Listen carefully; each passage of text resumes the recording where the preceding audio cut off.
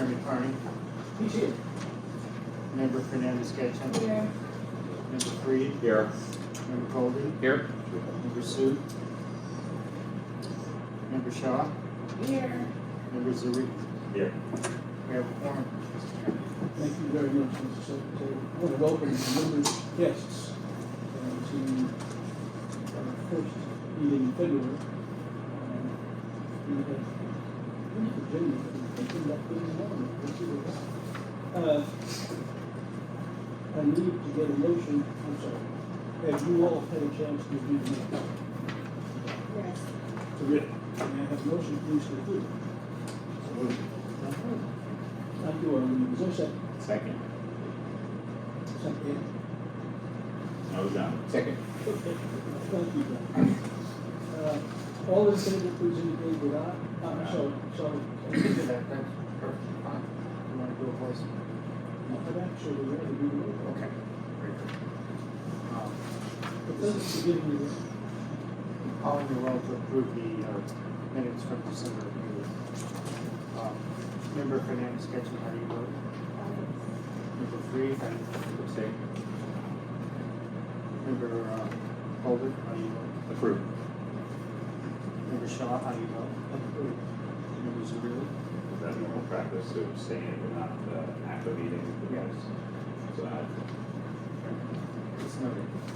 And Chairman Carney, how do you vote? To approve.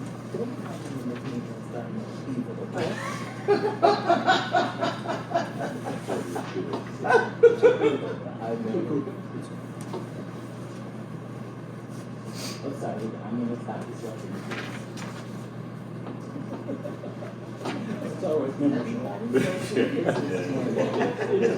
It's about to be 60 degrees on Friday. We have on the agenda a presentation, which will be followed by a request for approval. The presentation has to do with what has been termed the transfer of property. It is, as I recall now from the materials, it's 1.24 acres of property.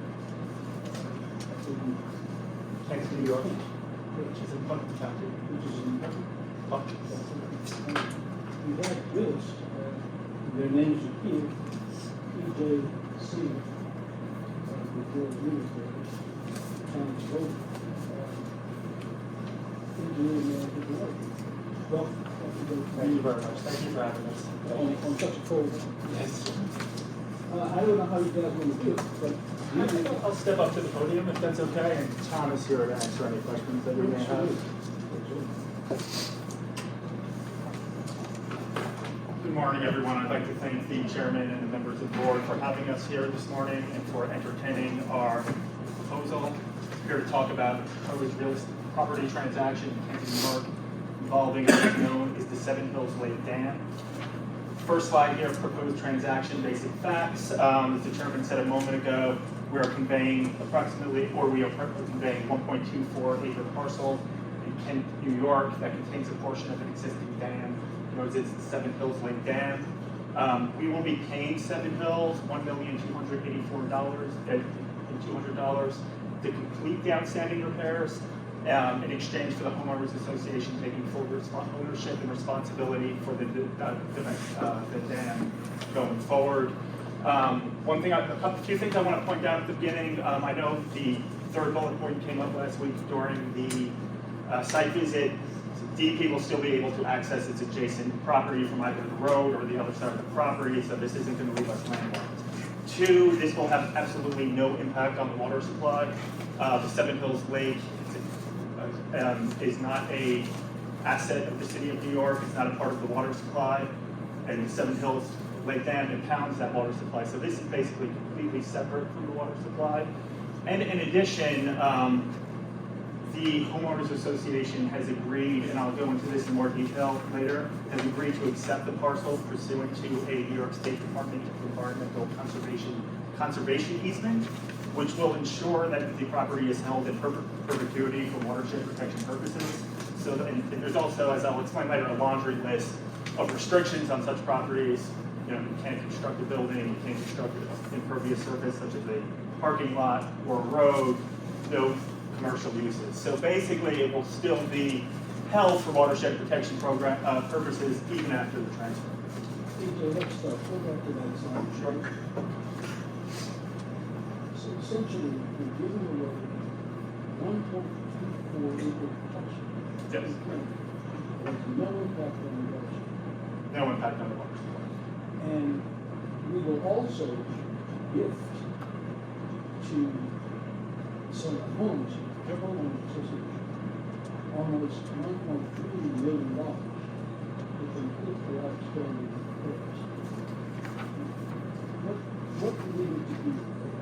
I'll go into that more in detail in one of the later slides, but we can talk about it now if you No, prefer. I prefer to Stay in order, okay, right, because we do have a slide about that earlier, but basically the inlet spillway is too small to handle a 100-year storm without overflowing, so it could be causing catastrophic failure. And each day, we're jointly, and as I'll explain also later, we're jointly and severally liable for any damage, so we'll be on the hook 100%. You know, they're gonna come after us, we're the part of the deep pockets, instead of the homeowners association, it's not. May I ask one question? Yeah, I'm sure. trying to look at it from the maps. You say that there's no impact on the water supply system. Just wondering, are there any of our assets downstream should the There- spillway fail or the? There is Boyd's Corner Cemetery, cemetery reservoir not too far from there, and That's correct, so that's the next reservoir downstream, a failure of Seven Hills Lake Dam that has no impact on the Okay, wastewater. so even if it failed, it's not only that our assets there, but there's no material impact on the water supply. Correct. I mean, there would be a turbidity spike in the reservoir that during the event, Okay. but no. And No this next- significant impact. And how much of our water supply comes from that reservoir? A very small portion, and then that turbidity impact would be looking to the reservoir, and then there'd be from there it flows to the West Branch Reservoir. So at that point, the turbidity would be Mitigator to get that out or find other ways of doing it. Thank you. thank you. And I have here the subdivision map. This subdivision has been approved by Putnam County. We basically carved out, this is in your back of this area right in here, which basically is adjacent to the dam. This is the Seven Hills Lake Dam here, and we'll actually continue to own all of this property underneath.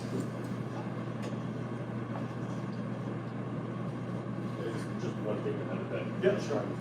We're also, the money is intended to complete the repair. Oh, and I do want to just, and with all due respect, Chairman, I prefer not to refer to it as a gift because we are paying for repairs that we have an obligation to pay for.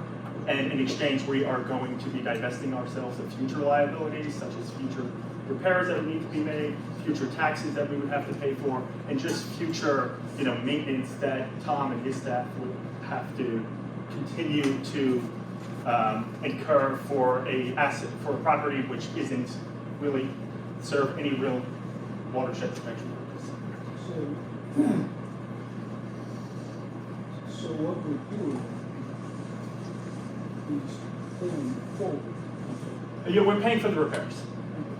But we don't know when the repairs, will there be warranties under which they have to undertake the repairs? Yeah, basically in the contract, there will have a number of requirements at post-closing. Sure. So within 2 days after the closing, they need to contact the New York State Department of Environmental Conservation and say, we are now 100% dam owner, we are responsible for all repairs and maintenance going forward.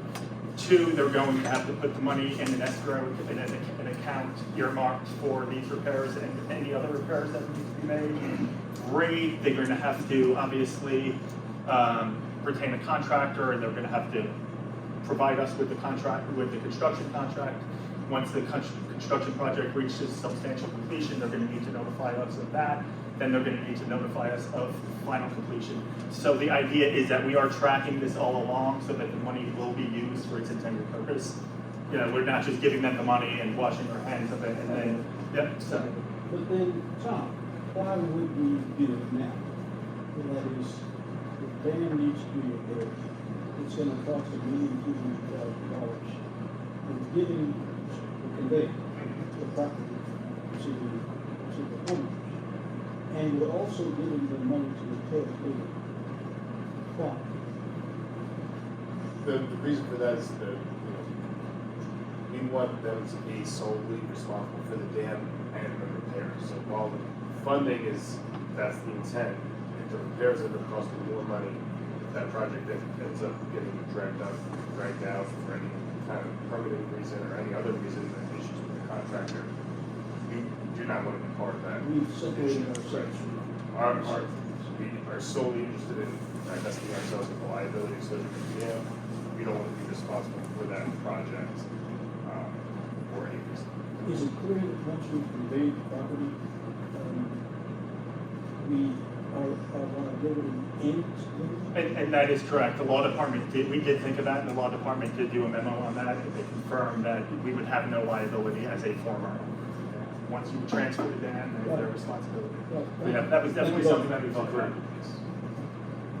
All right, so history of our ownership of the dam. We bought a parcel. The parcel was actually much larger than what the 1.24 acres that we're transferring today.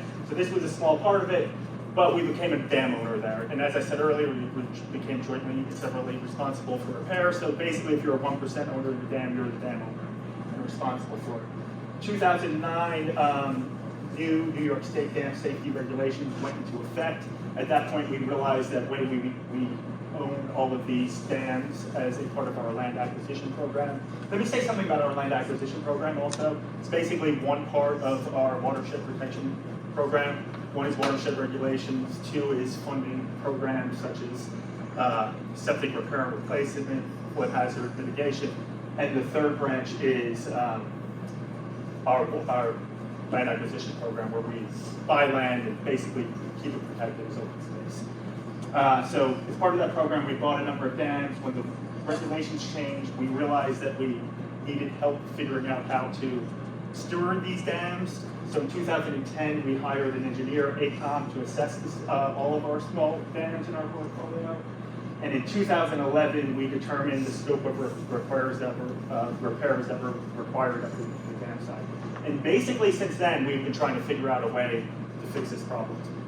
And that's been quite some time ago. We looked at, as I was speaking with someone earlier today, we even looked at the possibility of breaching the dam. As you could imagine, we were only part owners of the dam, though, so you could imagine how that conversation went with homeowners. And we realized we'd be mired in litigation for basically the rest of our lives if we tried to do that. And two, our internal estimates actually showed that it would cost more to breach it. So breaching the dam wasn't an option. So we've been talking, and initially the homeowners association thought, hey, there's nothing wrong with the dam. They hired their own engineer and they realized, okay, there is something wrong with the dam, and that we're gonna have to do something. Do we have a sense as to what the appraised value of that acre and a quarter would be? It's really hard to assess what the value of it will be because it has a conservation easement, which says that it needs to be held in perpetuity in an undeveloped state for watershed protection programs, and you're responsible for the taxes. So basically, this is a really idiosyncratic transaction because for the most part, no one is ever going to want to purchase a piece of land with a conservation easement on it because you can't do any, not only can you do nothing with it, but there are a number of liabilities associated with it. Is the conservation easement already in place? It's already in place. It's been in place since 2012, and as I said, it's in perpetuity. So there's basically nothing you can do about it. John? All right. So here's a list of basic environmental conservation law requirements of all dam owners. This is not meant to be an exhaustive list, but just to give you a flavor of what our obligations are. Under the law, it requires DEP to operate and maintain the dam and all structures in a safe condition. It requires us to implement a safety program to safeguard life, property, and natural resources. That includes inspections, maintenance, emergency planning, terrorism prevention and response. It also authorizes DEC to issue orders to remove or reconstruct, gives them the ability to impose monetary penalties upon us. And finally, as I keep saying, all owners are jointly and severally liable for the event dam. So that means that even though we are not 100% owners of the dam, we can be held 100% responsible for any liabilities in connection with the dam. All right, so, Mr. Chairman, to address your question from earlier today, why the repairs are necessary, a 100-year storm would overwhelm the capacity of the existing drop inlet spillway, which would pose a high risk of water levels overtopping the dam. So there are basically two categories of repairs that will be put in place. One is to design and construct a new auxiliary spillway, which to increase the existing capacity, so that will be in addition to the spillway that's already there. It'll be 80 feet long. It'll be constructed with a concrete rear section. Second category of repairs will raise the existing embankment approximately 2 feet. And that's all it is, actually, it's a big part of the storm, it's 2.2 feet. Yes, and the additional spillway, I think, Tom could speak to this. I think that the additional spillway Right. is probably the more important. The main issue with both of them work is to increase that spillway capacity. Right now with the drop inlet, which there's a vertical shaft in the lake near the dam, water reaches that elevation, flows into the spillway, and then it runs through a little box culvert that runs through there. It's very difficult to increase the size of that. In New York State, I don't think you'd be able to build a dam with a spillway, that type of spillway. So the new spillway, the auxiliary, will be an overflow on the embankment, and it'll just be set at a higher elevation. So the current spillway will still act as the primary, and then in the event of a large storm where the lake is higher, we would have the ability to safely flow. Okay, thank you. Thank you very much. That brings us to the cost estimate. Now, this is a 2023 cost estimate. We should keep in mind here that it's now 2024. If this transaction is approved, we probably won't be able to go to closing for at least 3 months. Realistically, this work's probably not going to be done until 2025. So the work is likely to cost more than what these figures suggest, suggesting that the homeowners association will have to get money from somewhere else to supplement the money they're getting as part of the sale. How we came up with the sale price. Construction cost estimated to be in the range of $888,000 to a little over $1.4 million. There's also a consultant design and permitting fee of $175,000.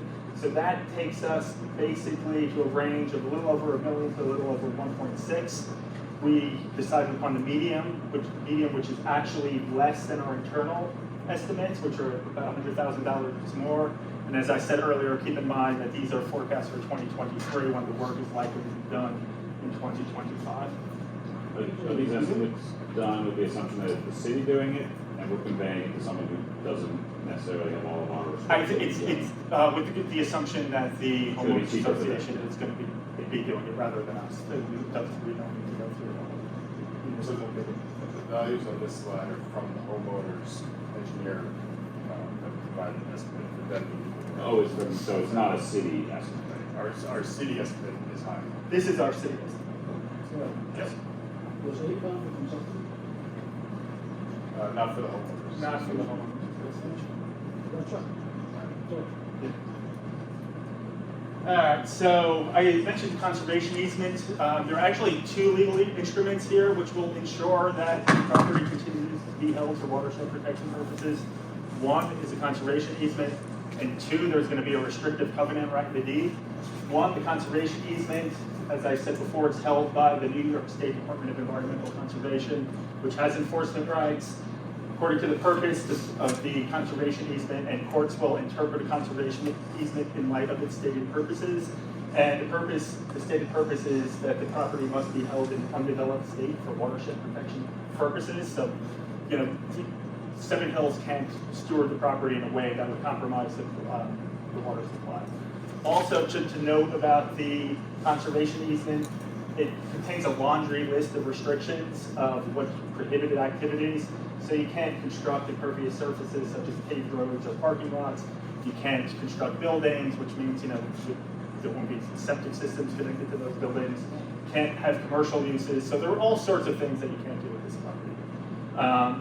Also, there's going to be right in the deed, and this is a statutory requirement, a restrictive covenant also stating that you can't use the purpose for any way that endangers or injures the water supply or otherwise interferes with the water supply or sanitary protection. Okay, legal authority, New York Administrative Code 4-1069 provides a mechanism to convey real property for any public purpose over water supply lands. As we've been discussing today, public purpose is basically threefold. One, we're going to divest the city of future liability. We're going to facilitate the necessary repairs. And two, because of the conservation easement and the restrictive covenant, we're still going to be ensuring that the land is held in undeveloped state for watershed protection purposes. Two additional requirements of 4-1069. One, we need to certify that the proposed conveyance will not endanger or injure the water supply. We've already done that. And two, as I mentioned on the earlier page, we need to have that restrictive covenant in the deed, which says that and that will run with the land, and that the Seven Hills Lake Homeowners Association cannot operate the property in a way that will injure the water supply. And just in case I'm clear, I just want to be clear also, the conservation easement also runs with the land. So if they try to sell the property, it would have to be pursuant to the conservation easement. Finally, necessary approvals and notifications. The New York City Law Department has approved both the contract of sale and the deed. And two, under the conservation easement, we needed to notify both the New York State Department of Environmental Conservation and the New York State Department of Health of the transaction. Neither has objected, further demonstrating that this position will not compromise the city's water supply. One other, I guess, approval I should mention is that the Putnam County has also approved the subdivision map. So we're set on that front also. Anyone have any other questions? Just want to maybe following up on Jonathan's question about recognizing this is a very unique Yes. real estate transaction. There's probably no comparables out there. Yep. What does the city need to do to know that this is the right price? Other than, hey, it's in the range, we negotiated, is there something that provides a comp to an appraisal? Like, how do we know this is the right price? Yeah, and I think we based that primarily on what we thought the cost of the repair would be. And if we held on to the property, we would ultimately be responsible for the repairs. And if we did the work, it would be much more, it would cost much more than what it's costed the homeowners. And that's what the law department has approved, including the price and the basis for the price? Yes. That specifically has been approved? Everything has been discussed. Good. Jen, I'm just curious, when you say the price, what do you mean? Because we're conveying it to them, giving them The price that we are paying, yes. The amount we're paying. to get to them. Correct. Allowing the children to go and get. Yes, yeah. I have a second question, it's not specifically about this transaction, and it's probably to Joe and Omar. What triggers this to come to the water board? Is every single, But I have to take it. oh, please, yeah. So write it down. Yeah, no, I don't know. Do we know that the homeowners association is financially sound enough to be able to maintain the go forward with responsibilities as it relates to like the law? Tom, if you looked into, did you learn what Or does it not matter because? But we're no longer going to be responsible for it. We're giving them what we think is enough money to cover most of the repairs, and we're no longer going to be responsible for it. And as Tom said earlier, even if the dam does breach, it's not going to cause a problem for Boyd's Corners Reservoir. So I think that's more of an issue that they're going to have to work out themselves. Go ahead. Any other, anything else on this transaction? Yeah. Well, Tom, if you could just say, how many homeowners are there around? I believe it's a little over 100. They've had the lake for a long time. They use it for recreation. They've done lake improvements Yeah, where they improved the property. they had issues with lily pads, and they were able to find a treatment for that. But it seems like without doing a deep dive, it seems like a well-run group. They don't have money for Yeah, can you? They don't have the money. My concern is that we end up with something that just becomes the liability. I mean, I get why you're talking, right? It improves their home, their value, but this lake is never going to be there. So I get it. If we felt, as long as they carried out the improvements and the money was used as it's intended, and that's how it's structured in the agreement. That it should be fine in perpetuity. So let me come back to question I have about just real estate rules and water board, because I'm a newbie on the board. So, but I think I've only seen 2 real estate transactions come to the board for approval, and I'm curious, does that mean those were the only 2 real estate transactions that have happened? What triggers it? What triggers this one to need board approval relative to others that maybe haven't? So, And I think those are related questions. Are there other dams out there in our system that this is, like, are we gonna see a lot more of these transactions in the future? There are other dams out there, and Tom, you could correct me if I'm wrong, but we've been basically dealing with this for the last 15 years, so we've found solutions for other dams. For some of the very small dams, we were just able to breach the dam. So, Right, when we don't share ownership with the homeowners group that's using the lake, it's a lot easier for us to make a decision quickly. You just said there's 2 cases where we were able to move the dam, turn it to a stream, which also alleviated us from future liability with that dam, cut down our maintenance costs. There are dams that we weren't able to do that there's a capital project to perform improvements, to get them back into good working order. But in this case, it was a more expensive improvement, and the complications with the homeowners association and our different uses for the property became very complicated. Okay, so it's not a pipeline of these that are like, out there that are coming back to the board or. No, I know for of a payment. state, there was a larger dam where there was another one that was ownership. They, I don't know if the city ended up being responsible. They did an improvement to reduce the size of the dam and lower the classification. So I don't know if that came. Which one was that, Tom? Falls. Yeah. So we've been, and there, to Tom's point, there's a distinction. There's the larger dams that are related to our reservoirs, which we, of course, are very, very keen on making sure we keep them fluid there. But I believe, to Tom's point too, we do have funding in the budget, the capital budget, for those that we have and that we may have an obligation on, where we will be doing things such as repair similar to this. So that would be on our time, because we're, the responsible party to PJ, but we have the liability. Should there be anything, New York State has been much more, as we will see, with, some of these flooding situations, we've been fortunate, there's been some instances where Tom proposed one here that have had some of the water in the overflow, but it's not been catastrophic in most instances, but I would defer to Tom I mean, it's just, we have our water supply reservoirs and dams, we have a strong dam safety program and a good relationship with the New York State dam safety and the regulator. So, having inherited through the land acquisition a number of these small dams. Yeah. That That's what I'm asking about. we're looking, where we have full ownership of the dam, we have it on track to get it back into the working condition. In cases like this, it became clear that it made much more sense to fund the homeowners to do the repair and just get out of the business of looking at dam. And so the larger question about just like with real estate transactions come to the board, is there any guidance that we should be thinking about on that or? It's- Does that help? yeah, it's a percent to the lease between the city and the board. The city can transfer, sell, dispose of property under 2 conditions.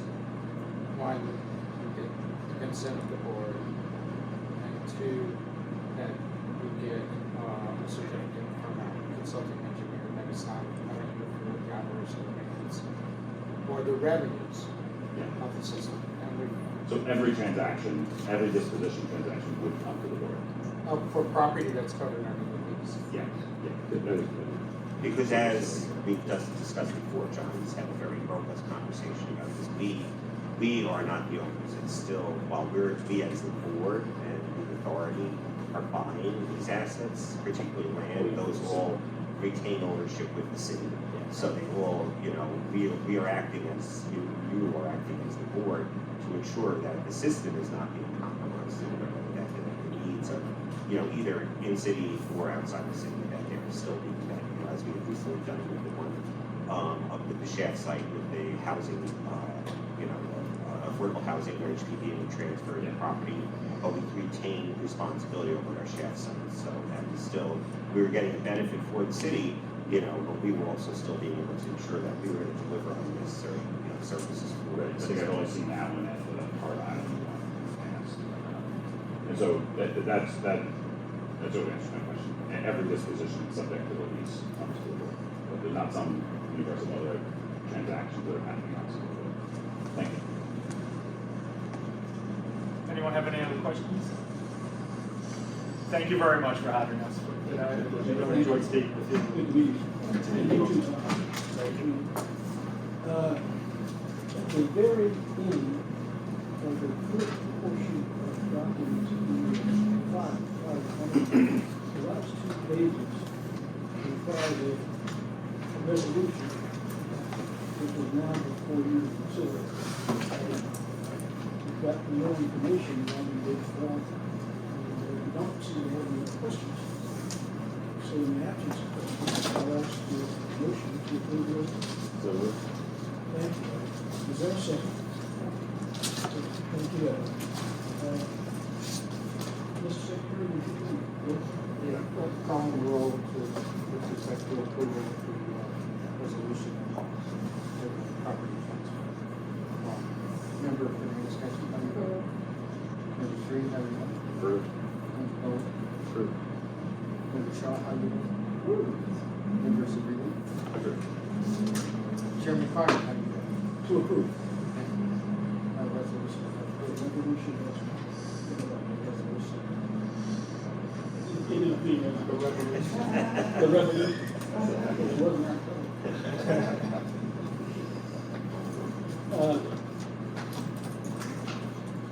that was the last item. Is there any other business to come before this one? I have one question, Mr. Paul. About a year ago, I had asked if we could get a briefing as a board on the powers and kind of authority that the water board has. I know that was something you were looking into with legal counsel. I just wanted to Sure. understand the status of that, if we could expect to have that this spring. Sure. I'll speak to it, but, you know, Omar's probably gonna be sending something around. Okay. I think they have that done. We wanna make sure that the water department, and the authority have a chance to look at it beforehand. Sure. So we'll be getting it to them and then we'll report it on to the chair and the rest of it. Excellent. Any other matters? Well, I don't think we need to vote on it now. So without further ado, we could vote to shut that meeting. Motion to adjourn. Yes. I'll second that. All in favor? Aye. Aye.